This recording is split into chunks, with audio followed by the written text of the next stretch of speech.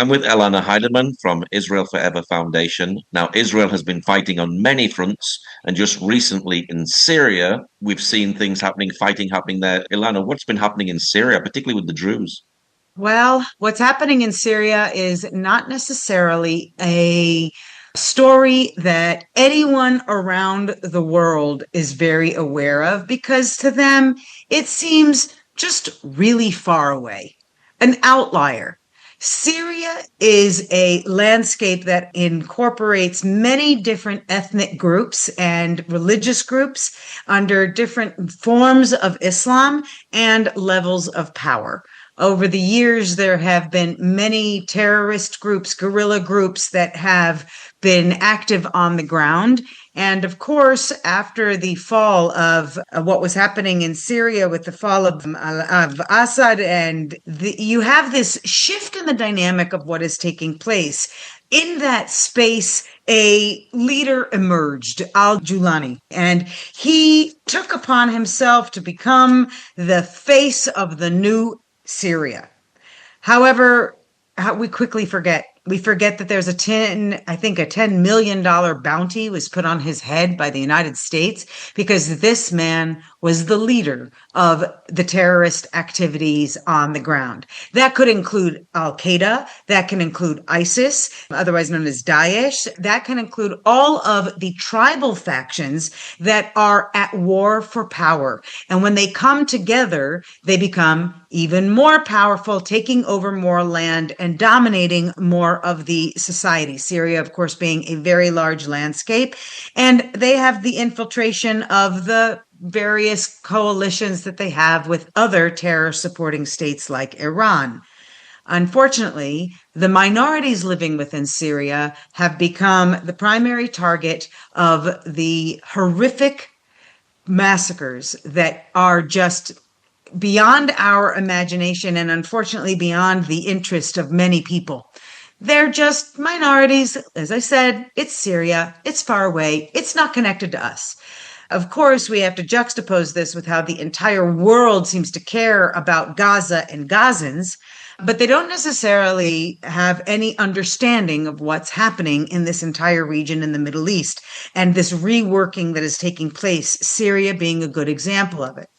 Unfortunately, these minorities are now becoming the target of these terrorist activities, and the scenes we are witnessing on live recordings are examples of October 7th, examples of things that took place during the Holocaust, and the Druze population is being genocided. It is being wiped out. Entire families, entire communities are being, in the Sueda area, are being completely wiped out and raped and mutilated and beheaded and brutalized. They were forcing young men to jump off of balconies or be shot, and many were both shot and then thrown from the balconies. We know of the stories of things they have done to babies and to women and to elderly, but we are watching point blank murder as clearly as possible on these feeds, and the world is silent because it's Syria. It's just really far away. It really doesn't have anything to do with us. And so therefore that disconnect has enabled a world of bystanderism, while the Druze population, and before them the Alawite population, on the very early days of this upheaval in Syria, where they were the first victims, and now the Druze. But I want to make specific mention also of the Christians, who have continuously been targeted under Muslim governments, but very often that is silenced. At the same time, we see Israel being accused of absolutely every horrific blood libel under the sun, and a blood libel it is. Most, if not all, of the accusations that are leveled against Israel are categorically proven to be untrue, to be fabrications, exaggerations, outright lies that are put together by the very well-oiled propaganda machine. Unfortunately, if there are no Jews, there is no news, and so therefore the Druze population is falling victim every hour of every day that this has been taking place. The Druze population, you should know, is also lives and thrives within the state of Israel. In the Golan region is their largest population, and these communities are just beautiful gatherings of kind-hearted people who simply pursue peace with their faith and their lifestyle. They serve in the Israeli army, and unfortunately were victims also of the ongoing war that Hamas and Hezbollah are targeting on Israel. And we have the attack on Majd al-Shams and the 12 Druze children who were murdered by a missile while playing soccer.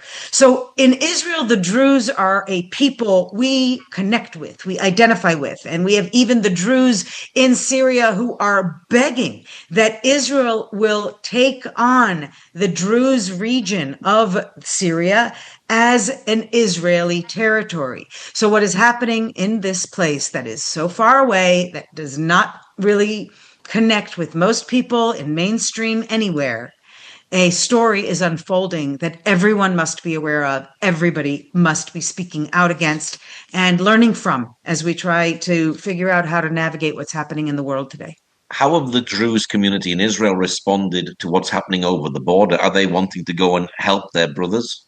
They right away, we had whole groups of Druze men who were going and joining the forces of defense against the al-Julani's terror networks, which includes, we want to mention, their local police. The civic police is actually involved. This is not just extremist groups, but it does also include, and we know because of the patches that they have on their uniforms that they're wearing. And so there's ISIS, and there are other groups, Al-Qaeda, that are represented there in these extremist tribal units. So the Israeli Druze have been crossing the border, and they have actually been working in conjunction with the IDF in order to do what they can to save as many lives as they can. Many Druze lives were saved by bringing them into Israel, into safe zones. Israel has also been helping by providing medical care and humanitarian aid. We are the only country at this time. I repeat, Israel is currently the only country providing aid to those being genocided by the extremist Muslims. What does that mean? We are in a 9-front war, and we are the only country providing help, providing humanitarian aid. Our financial reality here at 2 years of war is, collapsing itself, and yet we provide the aid. And so when the Druze of Israel go into Syria, they do so as Israelis and as proud Israelis, many of whom served in the army, as I mentioned. So they're really very actively involved in trying to save as many as they can. So Israel really is responding to this and actually helping the Druze community in Syria, aren't they? Absolutely. And the only one. And that's the thing that really is shocking, or maybe pathetically, it's not so shocking. I'm not sure. But it's a very precarious situation to see that all of the nations of the world continue to raise a voice against Israel, fighting its own defensive war and preventative. I'm trying to shift the language to encourage people to see that it's not just defensive in nature, but the wars that Israel is fighting are preventative, so that we can make sure these things can't continue to happen if, for example, Hamas continues to rearm during any ceasefire, which we know now is what they have done since the last ceasefire. We know that because missiles continue to be fired from the Gaza region onto Israeli communities. Similarly, with the North, we have to tell the world and demand of the world that they recognize Israel's role in saving humanity. And the Druze are an important example of it. So yes, Israel is doing everything possible to be able to help in this horrific situation. Christians being massacred as well in Syria? Yes, as I mentioned, Christians have long been targeted for persecution under Muslim governments, and those types of persecutions now are getting increasing in awareness, unfortunately, not enough. Many people do not realize the extent to which Christians are being targeted. Very recently, they went in and they just shot up a church on a Sunday. And then just, was it yesterday or 2 days ago, that one of the oldest churches even in Canada was burned to the ground. And of course, that libel then is, manipulated. Well, Israel fired a missile, Israel in its battles damaged one wall of a church, and the social media is filled with these images of this church that was apparently burned to the ground.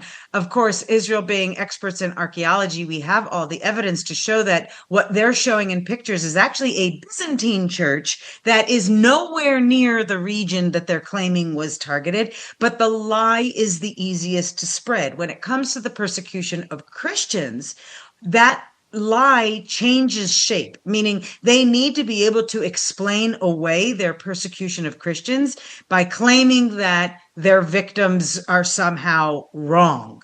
I don't see that argument being effectively made. I just see that the world doesn't care. Because if the Christians in whatever, Syria or any region that is under Muslim dominance, they get attacked, then it disappears from the news. There's no continuation to the story of the persecution of Christians. And I believe that is because there are so many Christians in the world who don't feel persecution. There are Jews who are like, yeah, I know there's anti-Semitism, but I've never experienced it. It doesn't really affect me. It's not in my community. And so it's easier for them to not really grasp the significance of it, such as, for example, those who support jihadist leaders that are rising in American politics. I'm using that as an example with Mamdani in New York, who hands down is a jihadist. You have another in Minneapolis and another in Michigan. I mean, all throughout the United States, the people who say, well, the hatred, I don't really feel it. And so they don't internalize the messages that are spouting the hate and the calls for murder when these leaders make them. Instead, they use apologetics. They say, oh, that's okay, because I like their domestic agenda. They don't realize, of course, that at the bottom of the domestic agenda, underneath all of their taqiyya lies, is the desire for a dominance, a takeover, a caliphate where the entire world, and there are more and more interviews coming public about people being very outright, yes, the entire world will be Muslim. I think that when it comes to Christian persecution at the hands of Muslims, also you have many Christians who say, it doesn't affect me. I've never felt that. I don't think it's going to happen. There are too many Christians in the world for this to happen. And we need to help everyone wake up. Because as Holocaust survivors would always say, what are we waiting for? To have more people come home bloody at the end of the day before we do anything about it? So I think that the Christian world could be learning from Israel and seeking preventative measures. What can be done? Because it is only going to get worse. And anyone who does not believe so is living in denial and is unwilling to see that there is a certain writing on the wall, the dangers of extremist Islam, even moderate Muslims are afraid of, which is why you do not have anyone speaking out, not even from within the Muslim world. And that's what we all wish we could see. So at this point, we need to do everything possible to be garnering the type of voices and passion and empowerment that can bring those who want to see a stop to the suffering of Christians, as well as Jews and moderate Muslims. We want to see it all come to an end. Nobody has that answer, though. Nobody knows how to do it. So we're seeing a genocide taking place in Syria right at the moment. So I imagine we're going to have marches on the streets in London. We're going to have students out there protesting and making encampments and saying that this genocide is taking place in Syria. Do you expect any of this to happen? The Syrian attack has started. There has not been a single encampment. There has not been a single protest. There are no letters being written, reels being made. There is absolutely nothing happening from the voice of the world against this massacre. Why is that? What are people so afraid of?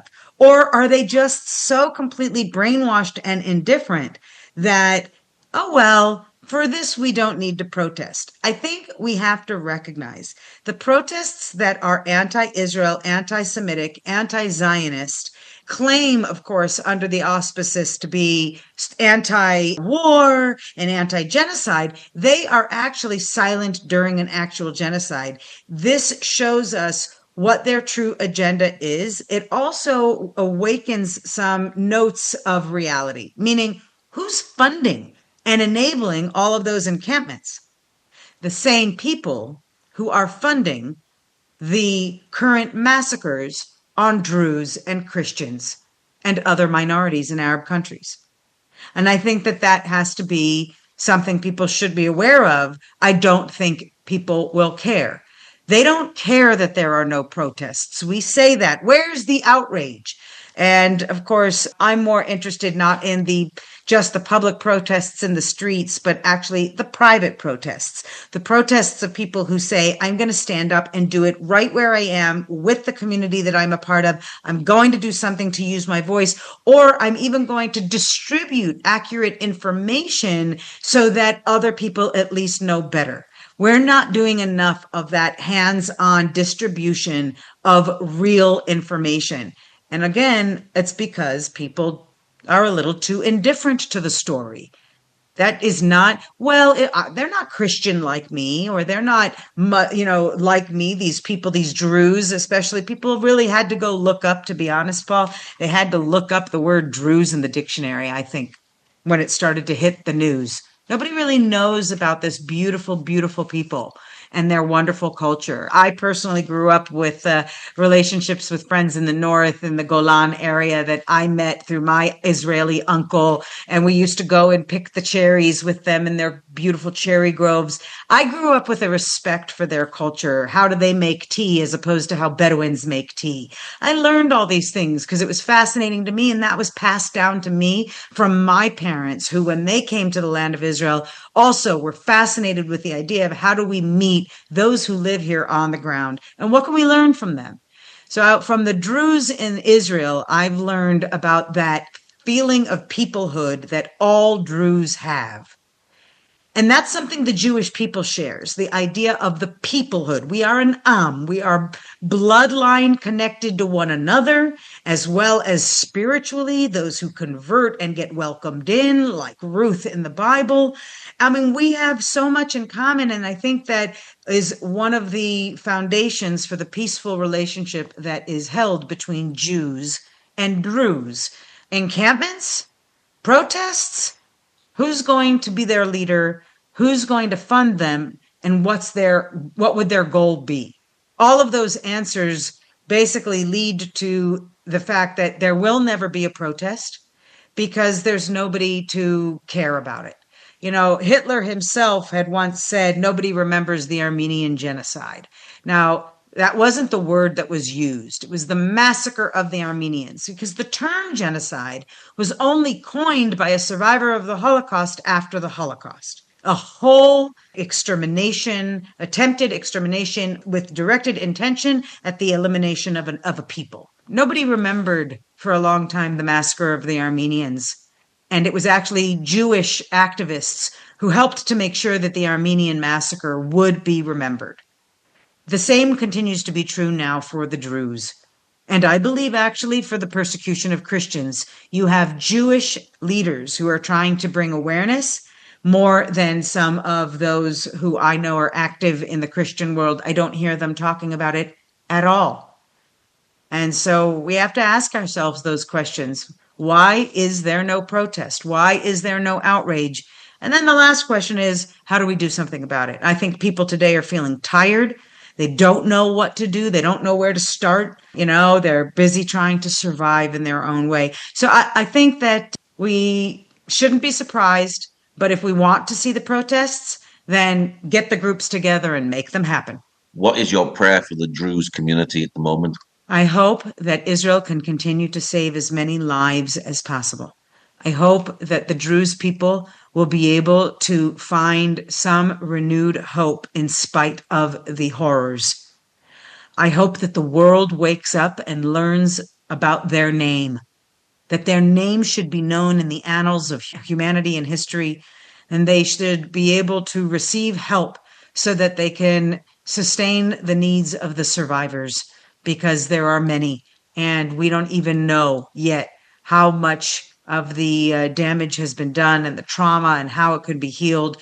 I hope that the Druze community receives increased attention and compassion and sympathy from around the world. You have noticed, by the way, you asked about encampments and protests. I also have not seen fundraising campaigns at all, other than I know of one that started by a community in the north here in Israel, and a Druze woman and an Israeli woman in America. I don't remember where they are. And they started a small campaign as well. But you don't see humanitarian aid being offered by the United Nations even.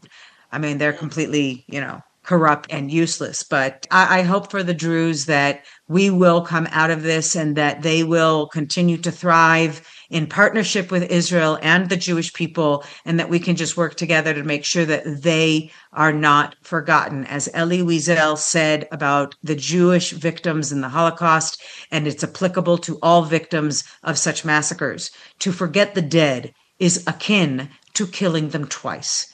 Our job as human beings is to learn from these tragic experiences to make sure they are not forgotten, and that we can, when we say never again, that means no human being should ever again be targeted in this way. And when we see the really point blank murders and the beheadings and the holding up of heads by these terrorists with pride and with relish, we need to see a world awakened. Wake up. Where is the danger? Where is the evil? It's right in front of you. Stop believing the manipulations and rise together. And only when we rise together can we conquer this enemy before it becomes too late. I hope the Druze people will continue to be proud fighters so that they too can be a part of conquering and making sure that we put a stop to this.